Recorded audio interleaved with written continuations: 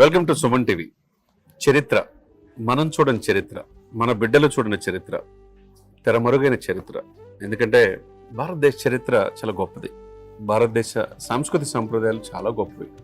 భారత స్వాతంత్రోద్యమంలో ఎంతో మంది కృషి చేసిన ఎంతో మంది మహానుభావులు మన మహాత్మా గాంధీ గారు తెలుసు.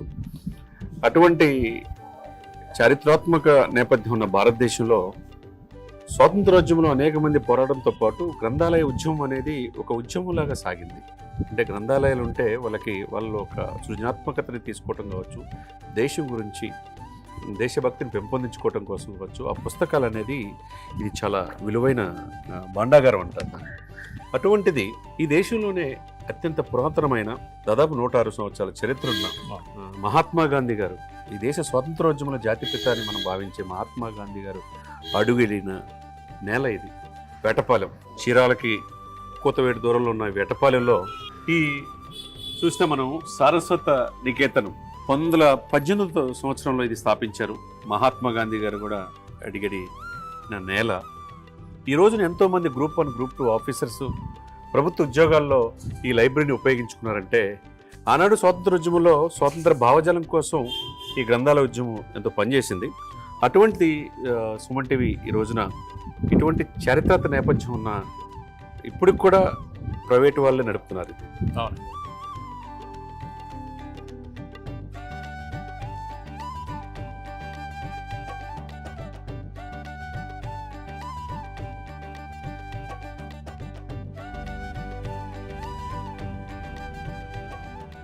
ఆనాడు దీన్ని స్థాపించిన మహానుభావులు కావచ్చు, ఈరోజు అది ఆ లెగసీని కంటిన్యూ చేస్తున్న ఎంతోమంది మన ముందున్నారు. అటువంటిది ఈ గ్రంథాలయ సెక్రటరీ గారు తన అమూల్యమైన సందేశం ఇవ్వడానికి మనం మాట్లాడుతున్నాం. సార్, మీ పేరు, ఈ గ్రంథాలయ చారిత్రక నేపథ్యం సార్ చెప్తే. ఓకే, నా పేరు వెంకటేశ్వర్లు అండి. నేను ఈ గ్రంథాలయానికి సెక్రటరీని. ఈ గ్రంథాలయం చరిత్రకు వస్తే మీకు 1918 విజయదశమి నాడు హిందూ యువజన సంఘం అనే పేరుతో ఊటుకూరు సుబ్రాయ శ్రేష్ఠి గారు ఇంకొంతమంది యువకులు కలిసి స్థాపించారు.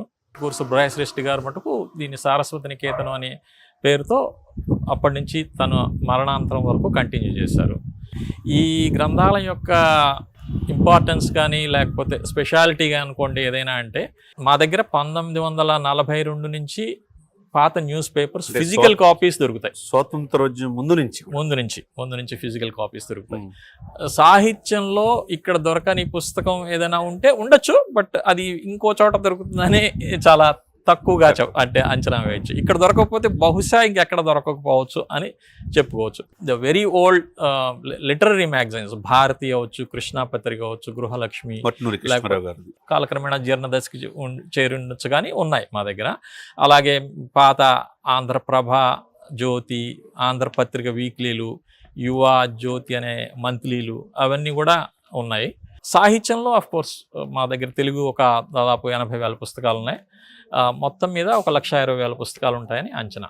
మొత్తం మెయిన్ లాంగ్వేజెస్ మేము మెయింటైన్ చేసే తెలుగు, అఫ్ కోర్స్, సంస్కృతం, ఇంగ్లీష్, కొన్ని హిందీ ఉన్నాయి. మీరు అన్నట్టు 1918 దాదాపు అక్టోబర్ 17 విజయదశమి రోజు అంటే ఎంతో మంది మహానుభావులు ఈ గ్రంథాలయాన్ని సందర్శించారు. ఇక్కడ చూస్తూ ఉంటే వెంకటేశ్వర విజ్ఞాన మందిరం ఉంది, చాలా మంది పిల్లలు చదువుకోవడానికి ఉంది. తర్వాత రాజా రామ్మోహన్ రావు గారి పేరున్నది. రాజేంద్ర ప్రసాద్ కాంగ్రెస్ అధ్యక్షులు ఈ సమ్మాన్ని ఆయన ఆవిష్కరించారు. స్వాతంత్రోద్యమంలో మనం జాతిపిత అని భావించుకునే మహాత్మా గాంధీ గారి ఆ చేతి కర్ర కూడా ఇక్కడే వదిలేసిన ఆనవాళ్ళు కూడా. ఆయన చేతి కర్రతో పాటుగా ఆయన స్వదస్తూరితో మా విజిటర్స్ బుక్ లో ఉన్న మెసేజ్ కూడా ఉన్నది. అలాగే బాబు రాజేంద్ర ప్రసాద్, ఆయన అప్పుడు కాంగ్రెస్ అధ్యక్షులు, ఆ సంవత్సరం వారు వచ్చారు, ఈ ధ్వజస్తంభాన్ని ప్రతిష్టాపించారు. అలాగే ఆయన సంతకం కూడా మా విజిటర్స్ బుక్ లో ఉంది. మహాత్మా గాంధీ గారు అంటే మీకు, మాకు, మనందరికీ మన తెలియని చరిత్రని జాతిపితగా మహాత్మా గాంధీ గారి స్వాతంత్ర ఉద్యమంలో ఆయన పాత్ర ఎనలేనిది. అటువంటి మహాత్మా గాంధీ గారు కూడా అడుగెట్టిన నేల. ఆయన వచ్చి ఏమి రాశారో ఈ బుక్లో ఆయన విజిటర్గా అనేది మన సుమన్ టీవీ ప్రేక్షకులకి తెలియజేద్దాం. ఈ మెసేజ్ అండి గాంధీ గారు రాసింది 1929 ఏప్రిల్ 11. ఇది ఆయన పేరు మోహన్ దాస్ గాంధీ. ఉన్నవ లక్ష్మీనారాయణ గారు ఆయన రాసిన సందేశం ఇది. ఇది త్రిపురనేని రామస్వామి గారు రాసింది. ఇది కొండా వెంకటప్పయ్య గారు రాసింది. ఇది బాబు రాజేంద్ర ప్రసాద్ గారు కాంగ్రెస్ అధ్యక్షుడిగా ఉన్నారు ఆ సంవత్సరం 1933 అనుకుంటాను. అప్పటిది ఆయన. పాములపర్తి వెంకట నరసింహారావు గారు బహుభాష కోవిదుడు, దాదాపు 14 భాషలు వచ్చిన తెలుగు వ్యక్తి. ఆయన ఒక ఫుల్ పేజ్ మెసేజ్ రాశారు. మన దేశ ప్రధానిగా అనేక సంస్కరణలు తీసుకొచ్చి ఈ రోజున ఇలా ఉందంటే దేశం ఆయన యొక్క ఇది వల్ల. విజిటర్స్ గురించి చెప్పాలంటే సాహితీ ప్రపంచంలో, తెలుగు సాహిత్యంలో ముఖ్యంగా ఇక్కడికి రాని వాళ్ళు బహుశా లేరనే అనుకుంటున్నా. విశ్వనాథ సత్యనారాయణ గారు అవ్వచ్చు, చిలకమర్తి లక్ష్మీ నరసింహ గారు, ఎడిటర్లు తీసుకోండి, నార్ల వెంకటేశ్వరరావు గారు కానీ అందరూ వచ్చింది. దాదాపుగా మీరు పింగళ వెంకయ్య గారు వచ్చారు, కొండా వెంకటప్పయ్య గారు వచ్చారు, పివి నరసింహారావు గారు వచ్చారు, మర్రి చెన్నారెడ్డి గారు వచ్చారు, వెంకయ్యనాయుడు గారు వచ్చారు, దామోదర సంజీవ్ గారు, బెజవాడ గోపాల్ గారు అంటే మనం ఒకసారి చూస్తే కనుక ఇది ఈ పర్టికులర్ వింగ్ యాక్చువల్ గా మహాత్మా గాంధీ గారు వచ్చినప్పుడు శంకుస్థాపన జరిగింది. ఆ బిల్డింగ్ పూర్తయ్యాక టంగుటూరి ప్రకాశం పంతులు గారిచే ప్రారంభించబడింది ఈ బిల్డింగ్. ఈ వింగ్ ఇప్పుడు సైమన్ కమిషన్ వచ్చినప్పుడు టంగుటూరి ప్రకాశం పంతులు గారు దమ్ముంటే కాల్చుకొని బ్రిటిషర్లు పోరాడిన గడ్డ ఇది. ఇప్పుడు కాలక్రమేణా ఇప్పుడు ప్రకాశం నుంచి ఇప్పుడు బాపట్ల జిల్లా వచ్చిన ఆ ప్రకాశం గారి పంతులు గారి యొక్క ఇది కూడా అడుగు ఇక్కడ పడిందంటే దాన్ని బట్టి అర్థం చేసుకోవచ్చు. ఎందుకంటే దేశంలో తెరమరుగవుతుంది సార్ రోజు రోజుకు డిజిటలైజేషన్ పేరులో. మీరు అన్నట్టు స్వాతంత్రోద్యమం ముందు నుంచి 1942 నుంచి పుస్తకాలు ఇక్కడ ఉన్నాయి. మనం ఎంతో మంది, మా దగ్గర one of the oldest books మీకు చూపిస్తాను. 1850లో ప్రచురించబడిన పుస్తకం అవి కూడా మనుసంభవం అని. ఊటుకూరు సుబ్రహ్మణ్య శాస్త్రి గారు ఆ రోజు ఆయన గురించి, ఆయన కుటుంబం గురించి ఆలోచిస్తే ఈ రోజు ఇది ఉండేది కాదు. అంతే కదా, అంతే కదా సార్. అంతే. ఈ దేశంలో ఇంత పురాతనమైన 106 సంవత్సరాల చరిత్రని మీరు ఇప్పటికీ కాపాడుతున్నారంటే సెక్రటరీగా చాలా అభినందించాల్సిన విషయం. మీరు చెప్పినట్టుగా పింగళ వెంకయ్య గారి నుంచి ఈ రోజున సగర్వంగా మన జాతీయ జెండా ఎగరేసుకుంటున్నాం. ఆ జెండా రూపశిల్పి పింగళ వెంకయ్య. మహాత్మా గాంధీ ఈ స్వాతంత్రోద్యమం తీసుకొచ్చిన వ్యక్తి, నడిపించిన వ్యక్తి. ఆ తర్వాత పివి నరసింహారావు బహుభాష కోవిదుడు. ఈ దేశ ఆర్థిక వ్యవస్థని ఈ రోజున ఈ విధంగా ఫాస్టెస్ట్ గ్రోయింగ్ కంట్రీగా ఉందంట పివి నరసింహారావు సంస్కరణ. అంతేనండి. వెంకయ్య నాయుడు గారు కావచ్చు, సిబిఐ జడ్జి లక్ష్మీనారాయణ గారు, అనేక మంది ఇక్కడికి వచ్చారు, అనేక మంది జడ్జీలు వచ్చారు. సివిల్ సర్వీస్ IAS IPS లో కూడా వాళ్ళ పిల్లల్ని కూడా తీసుకొచ్చి ఇక్కడికి, ఎందుకంటే ఇక్కడ కోతవేటి దూరంలోనే పర్చూర్లో నేను కూడా పుట్టాను కాబట్టి ఈ చరిత్ర తెలుసు. అంటే ఇక్కడ మీరు ఈ రోజు కూడా ఆదివారం కూడా చాలా చర్చా కార్యక్రమాలు, సాహితీ గోష్ఠి అనేక కార్యక్రమాలు చేస్తా ఉన్నారు. దీన్ని మీరు ఎలా చూస్తారు? వీళ్ళు వారసత్వంగా ఈ లెగసీని కంటిన్యూ చేయటం, ఉభయ తెలుగు రాష్ట్రాల్లో ఎక్కడ లేని పుస్తకాలు ఇక్కడ మీ దగ్గర దాదాపు 1,20,000 పుస్తకాలు ఉంటాయి. అంటే దీన్ని ఏ విధంగా మీరు మీ కంట్రిబ్యూషన్ అంటే ఒకటండి, ఇప్పుడు మీరు అన్నట్లుగా కొంచెం పుస్తక పఠనం అయితే తగ్గిపోతా ఉంది. కానీ నాకు అనిపిస్తుంది ఏంటంటే కరోనా తర్వాత బాగా తగ్గిపోయి కొంచెం పెరగడం మొదలైందేమో అని అనిపిస్తూ ఉంది. ఈవెన్ పేరెంట్స్ కూడా ఇదివరకు కంటే ఎక్కువ వస్తున్నారు, పిల్లల్ని తీసుకొని ఎక్కువ వస్తున్నారు. సో హోప్ఫుల్లీ పుస్తక పఠనం మళ్ళీ పూర్వదశకి రాకపోయినా కొంత పెరుగుతుందని ఆశిద్దాం.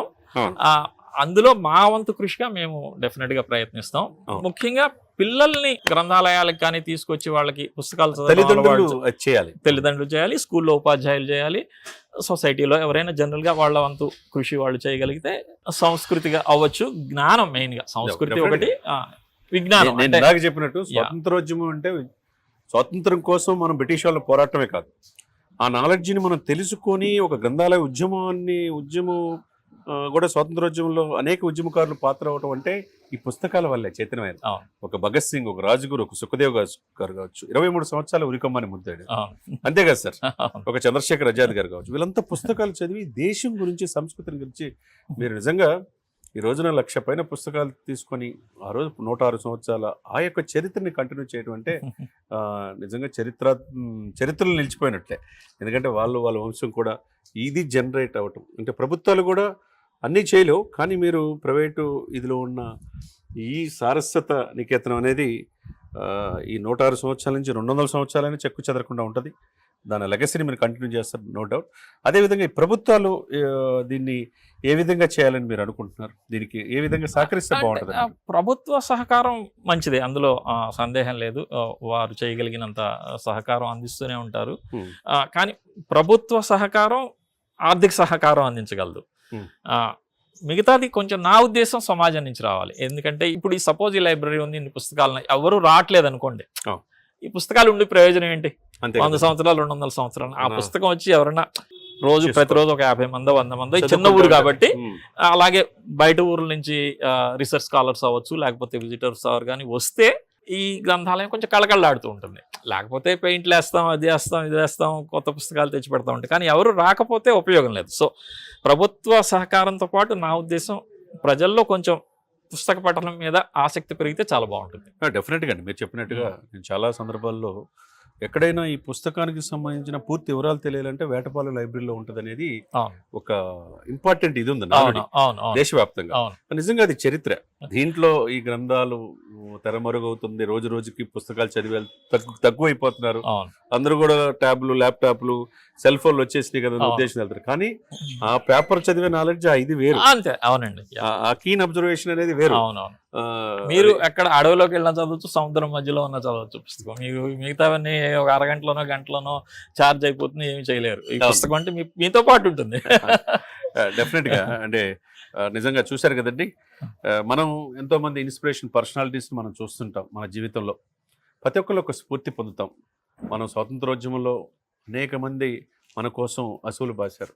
ఈ దేశం గొప్పతనం, ఈ చారిత్రాత్మక నేపథ్యం, ఎంతోమంది త్యాగదనులు మనకి సాక్రిఫైస్ చేస్తే మనం ఆ స్వతంత్ర ఫలాలు అనుభవించి 79వ స్వాతంత్ర దినోత్సవం ఇటీవల జరుపుకున్నాం. అదే సిచ్యువేషన్స్లో ఆనాటి రాజేంద్ర ప్రసాద్ గారు వచ్చి ఇష్టమనేశారు. మహాత్మా గాంధీ గారు వచ్చి ఆయన చేతికరని ఇప్పుడు కూడా నేటి జనరేషన్ కూడా చూడగలుగుతున్నారంటే ఈ గ్రంథాలయాన్ని దాదాపు 100 సంవత్సరాల చరిత్ర, ఈ లెగసీని కాపాడటం అంటే నిజంగా వీళ్ళు స్వర్గీయ ఊటుకూరి సుబ్రాయ శ్రేష్ఠి గారు, కమలాంబ దంపతులకి వాళ్ళ యొక్క వారసులుగా ఈ యొక్క రథసారథి ఉద్యమంలో ముందుండి నడిపిస్తున్న వాళ్ళందరికీ కూడా, దీంట్లో ఉన్న స్టాఫ్కి, ఈ వాలంటీర్గా పనిచేస్తూ ఉన్నారు వాళ్ళు కూడా చాలా తక్కువగా జీతభత్యాలతో, ఎందుకంటే అది మా అదృష్టం, మీ అదృష్టంగా భావించాలి.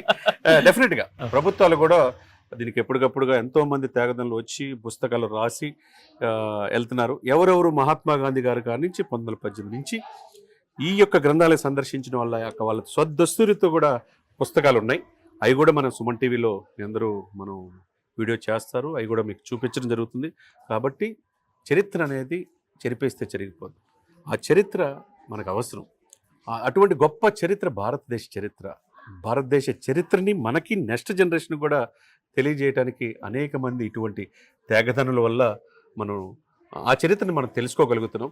ఈ రోజున సుమన్ టీవీ తరపున ఎంతో మంది త్యాగదనులు వచ్చిన ఈ నేల వేటపాలెంకి, ఈ సరస్వతి నికేతన్కి సందర్శించడం అనేది అదృష్టంగా భావిస్తున్నాం. Thank you sir, thank you very much.